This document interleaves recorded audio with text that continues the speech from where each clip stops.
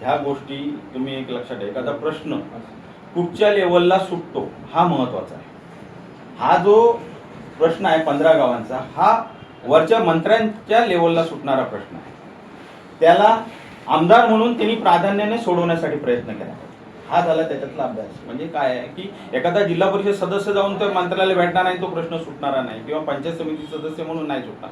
तर आमदारांनी मंत्रालय लेवलला तो प्रश्न संबंधित MIDCचे अधिकारी आहेत, त्यांच्या MSVचे अधिकारी आहेत, त्यांच्याकडून प्रस्ताव मागवला पाहिजे आणि त्याच्यावर कारवाई केली पाहिजे. आताच्या पालकमंत्री आताच्या गोष्टी दोन मिनिटं. मी केसरकरांचं वारंवार नाव घेतो, याचा अर्थ असा आहे की तुम्ही म्हणालात केसरकरांना आता निवेदन द्यायला, म्हणजे केसरकरांना निवडून द्यायचं आणि त्याच जनतेने पुन्हा निवेदन द्यायच बसायचं. सर्वसामान्य जनतेची काय ह्यांना अजिबात प्रश्न माहिती नाहीत का केसरकरांना? 17 वर्ष 18 वर्ष झाली तुम्हाला. कुठच्या गावात कुठचं काय आहे हे सगळं केसरकरांना माहिती आहे. अडचणी पाठ असेल त्यांचा, जसा पाडा असतो ना पहिलीतला मुलगा करतो, तसे सगळ्या गावातले प्रश्न पाठ आहेत त्यांचे. मी त्यांच्यावर 7-7.5 वर्ष काम केलंय.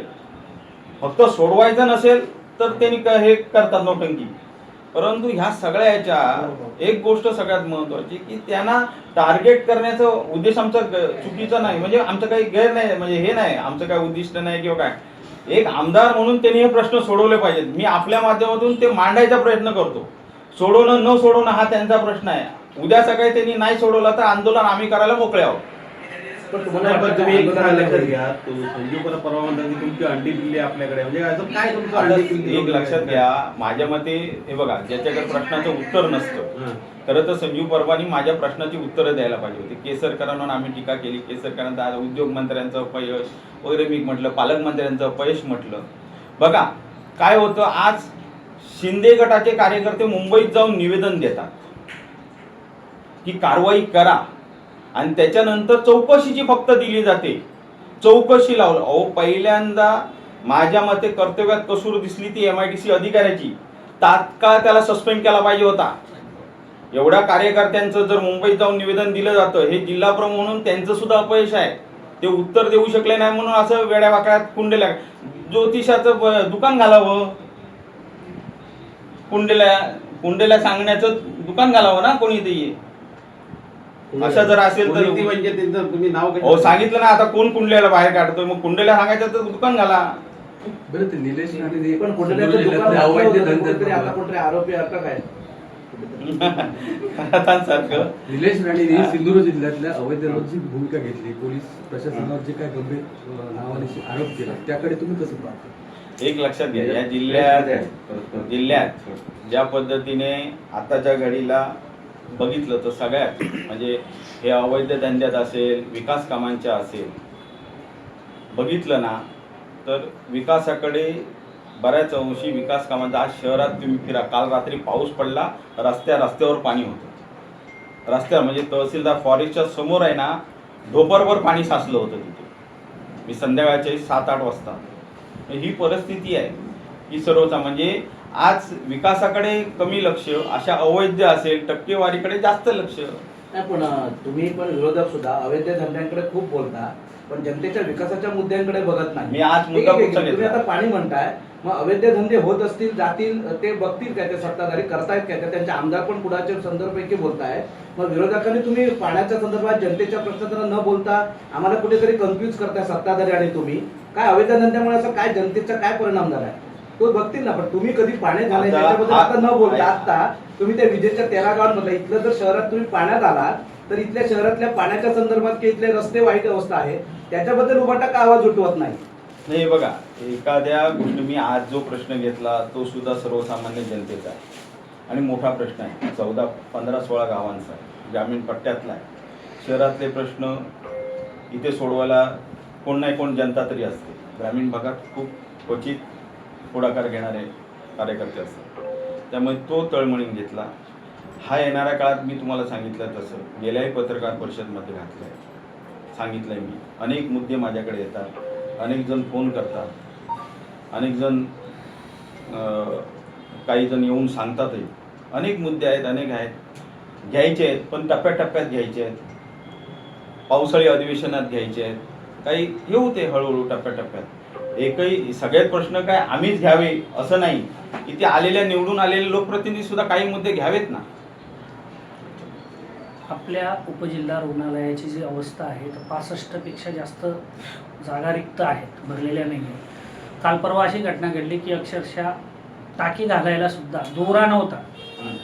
मल्टी स्पेशालिस्टचं गाजर असेल, अजून काय काय सेट टॉप्स असेल, काय काय ते तुम्हाला माहिती विरोधक म्हणून. पण अनेक स्वप्न दाखवली, जी दिवा स्वप्न दाखवली गेली, पण इथल्या जनतेच्या आरोग्याशी खेळ खेळला जातोय. या मल्टी स्पेशालिटी किंवा याच्याकडे तुम्ही कसं बघता? मल्टीस्पेशालिस्टच्या नावावर तर आता चेष्टा केली जाते सर्वसामान्य जनतेची. चेष्टा आहे. म्हणजे एवढ्या वर्षात आपण हा प्रश्न सोडवू शकलो नाही, लाच वाटली पाहिजे.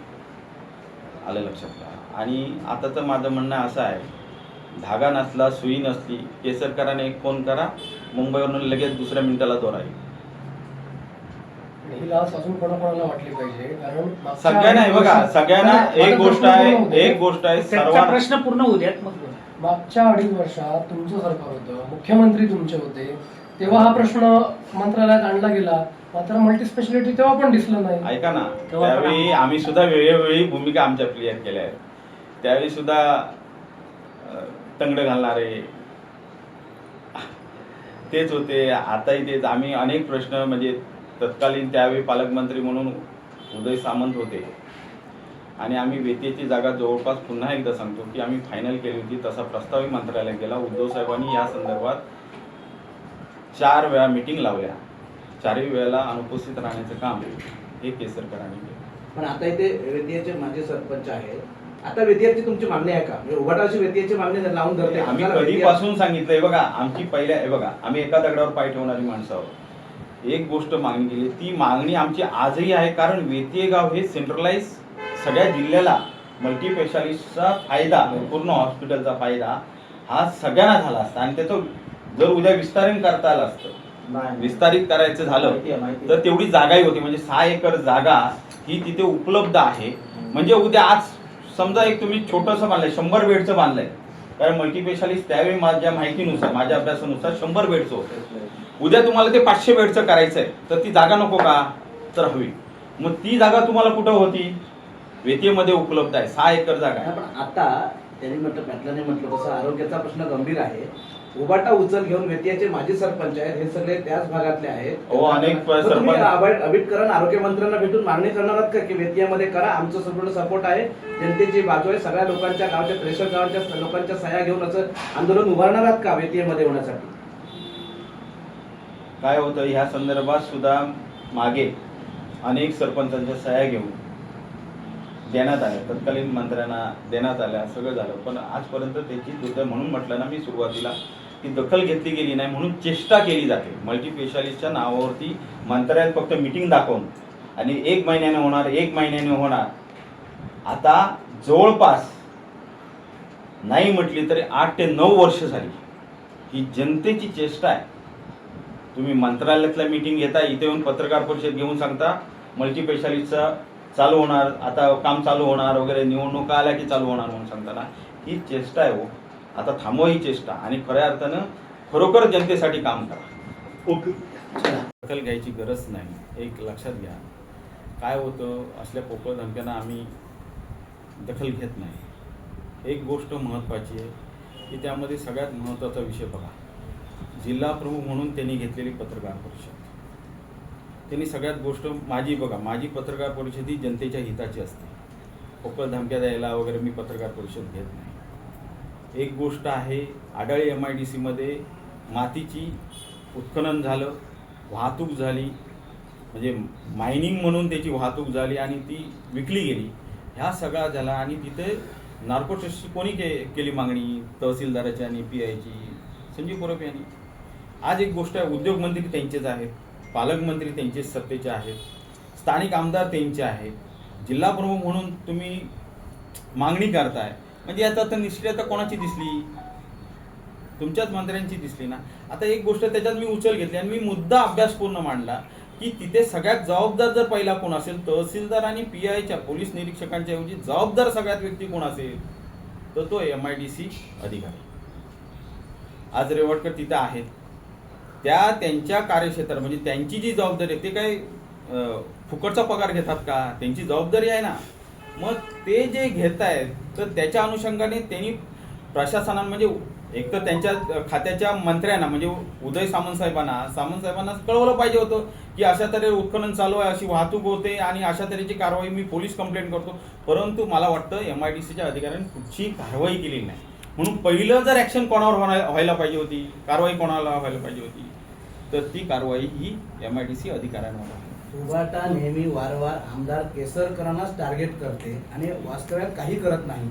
आमदार केसरकर टार्गेट आणि बातमी हे का असं होतं? जनतेत आता हा प्रश्न तुम्ही विजयच्या संदर्भात म्हणताय की 18 वर्ष झाला आमदार केसरकरने केलं, केसरकरांना टार्गेट तुम्ही करता, पण तिथली जनता कधी आली आहे का रस्त्यावर? तिथे आमदारांना भेटली का? असे अनेक प्रश्न आहेत. तिथल्या 15 गावातल्या लोकांनी कधी आलेच का या विषयासंदर्भात? तुम्ही सुद्धा पंचायत समितीचे सदस्य होता आणि गेल्या वर्षी तुम्ही सगळ्यांना माहिती आहे की आंदोलन गणपतीला झालं, हो आरती झाली. रास्ता रोको आंदोलन कधी करणार? 8 दिवसाची मुदत दिली. मी 8 दिवसात हा प्रश्न सोडवावा, अन्यथा त्याच्यानंतर आपण आंदोलन करा. भाजपचे आमदार प्रमोद जठार असं म्हणत आहेत की यावीत समस्यांवर त्यांची काल बैठक झाली तेव्हा की लोड शेडिंग 2014 पूर्वी व्हायचं किंवा तुमची सत्ता असताना लोड शेडिंग व्हायचं, पण आता त्यांची सत्ता आल्यापासून लोड शेडिंग होत नाही. त्याकडे तुम्ही आता कसं बघता? मग बघा, मागचं काढण्यापेक्षा जठार साहेबांनी आत्ता त्यांची सत्ता आहे, त्यांच्या सत्तेमध्ये कशा तऱ्हेने जनतेचे प्रश्न सोडवता यावे, त्यांना एक संधी मिळालेली आहे आमदार म्हणून जनतेची सेवा करायची आणि त्यांनी चांगल्या पद्धतीने करावी अशा शुभेच्छा.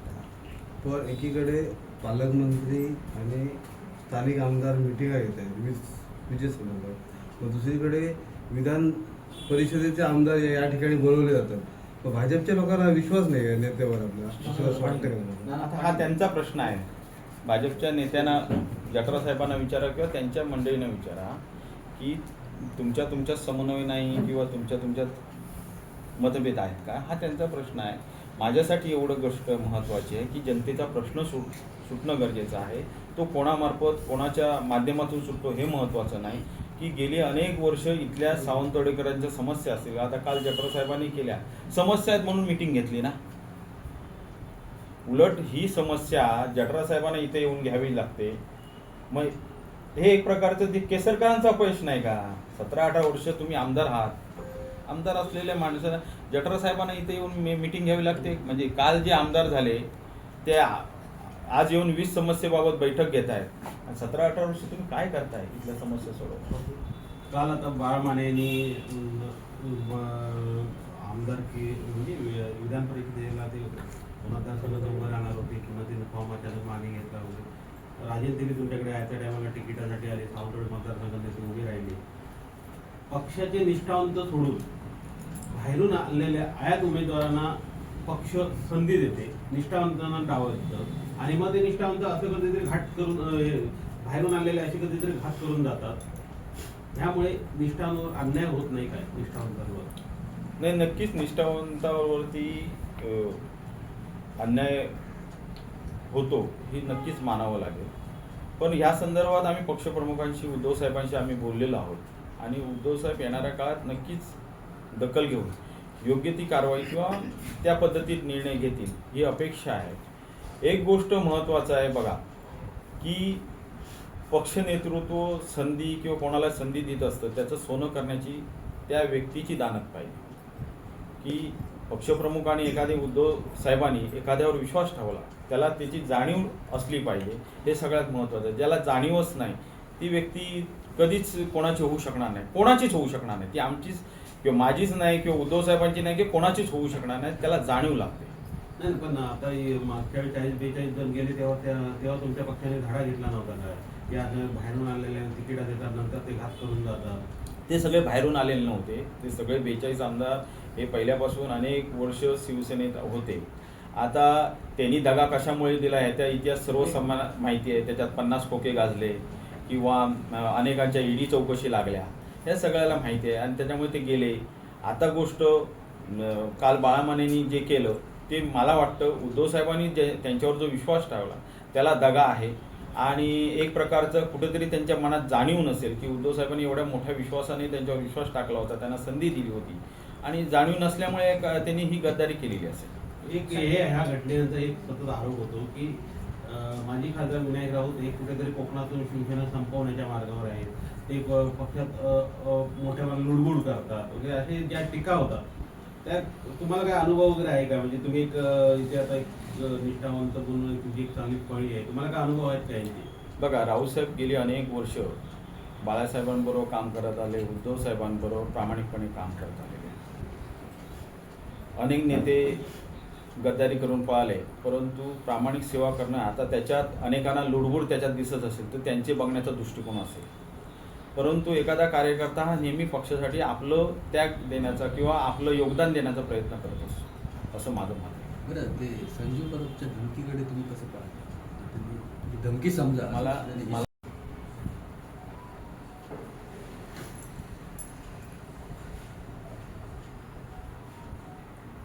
आज सावंतवाडी तालुक्यातील मोठ्या प्रमाणात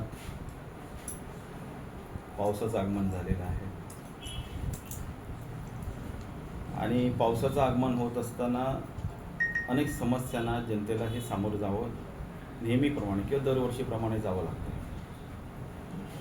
पाऊस नव्हता तेव्हा पाणी टंचाईचा अभाव होता, अनेक ठिकाणी अनेक ग्रामीण भागात पाणी टंचाई भासत होती. परंतु आता पाऊस येत असताना विजेचा लपंडाव मोठ्या प्रमाणात सावंतवाडी तालुक्यात होता.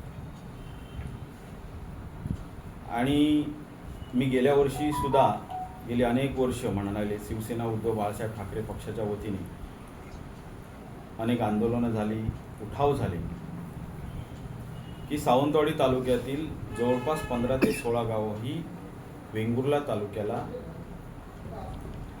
MSCB महावितरण मार्फत वेंगुर्ला तालुक्यातून त्यांचा कारभार चालतो. या 15 ते 16 गावामध्ये मळेवाडपासून साताळा असेल, आरोंदा असेल, या पट्ट्यातली बहुसंख्य गावं आणि निंबळे गावही त्या ग्रामीण भागात येतात. अशी अनेक गावं असताना तिथल्या अनेक तक्रारी असताना 8-8 दिवस पावसाळ्यामध्ये लाईट जाते आणि त्यामुळे आम्ही आंदोलन ही जनतेच्या हितासाठी आणि तो प्रश्न सुटण्यासाठी, कारण 8-8 दिवस पावसाळ्यामध्ये लाईट नसते आणि जेव्हा ग्रामस्थांना यावं लागतं तेव्हा सर्वप्रथम सावंतवाडीला यावं लागतं आणि सावंतवाडीहून वेंगुर्ल्याला जावं लागतं. एवढा मोठा फेरा त्यांना 50 किलोमीटरचा फेरा हा सर्वसामान्य गोरगरीब जनतेला पडतो. म्हणजे आता मुंबईवरून एखादा चाकरमानी आला तर त्याची लाईट गेलेली असते, त्यालाच माहिती नसतं. ही परिस्थिती अनेकांनी जाणल्यानंतर आम्ही आंदोलन केलं की आंदोलनं केली, गणपतीला आरती सुद्धा त्या मळेवाडमध्ये केल्या, परंतु प्रशासनाला कुठची जाग आलेली नाही. आम्ही म्हणजे संयमाने बघितलेलं आहे, देवभक्तीने बघितलं, सगळ्यांना निवेदनं दिली, संयमाने दिली, काही जी आंदोलनं केली ती संयमानं केली. देवभक्तीच्या म्हणजे कुठेतरी देवाच्या निमित्ताने त्यांना देव बुद्धी देईल आणि कुठेतरी हा प्रश्न सुटेल असं सुद्धा बघितलं. पण इथल्या प्रशासनाला कुठची या जनतेबद्दल तळमळ दिसली नाही, इथल्या लोकप्रतिनिधीला दिसली नाही. 17 ते 18 वर्ष झाले स्थानिक आमदार निवडून येत आहेत. 18 वर्षानंतर सुद्धा त्यांच्या तालुक्यातला ह्या 15 ते 16 गावातील वीज प्रश्न ते सोडवू शकलेले नाही. म्हणजे 8-8 दिवस जनता ही काळोखामध्ये असते. त्यामध्ये गणपतीचा सण येतो, त्या सणासुदीत सुद्धा जनता काळोखामध्ये असते, अंधारात असते. आणि ह्या सगळ्या अंधारात असताना सुद्धा इथल्या 17 वर्ष 18 वर्ष झालेले आमदार इथला प्रश्न सोडवू शकले नाही. ही खऱ्या अर्थानं निष्क्रियता आहे. पण निष्क्रियता आता मात्र आम्ही गप्प बसणार नाही. शिवसेना उद्धव बाळासाहेब ठाकरे पक्षामार्फत या संदर्भात जर प्रशासनाने योग्य दखल घेतली नाही आणि हा प्रश्न तात्काळ 8 दिवसात जर सुटला नाही तर मळेवाडमध्ये रास्ता रोको आंदोलन केलं जाईल. आता संयम आमचा सुटलेला आहे. आता रस्त्यावर उतरणार, सर्वसामान्य जनतेला घेऊन तिथल्या प्रश्नासाठी जोपर्यंत तो प्रश्न सुटत नाही तोपर्यंत ते रास्ता रोको चालू राहील. या संदर्भात प्रशासनाने गंभीर दखल घ्यावी. पुढच्या घडणाऱ्या सर्व घडामोडीला किंवा जी काही बरे वाईट घटना घडेल त्याला प्रशासन जबाबदार राहील. इथले लोकप्रतिनिधी जबाबदार राहतील, जे अकार्यक्षम लोकप्रतिनिधी आहेत ते जबाबदार राहतील.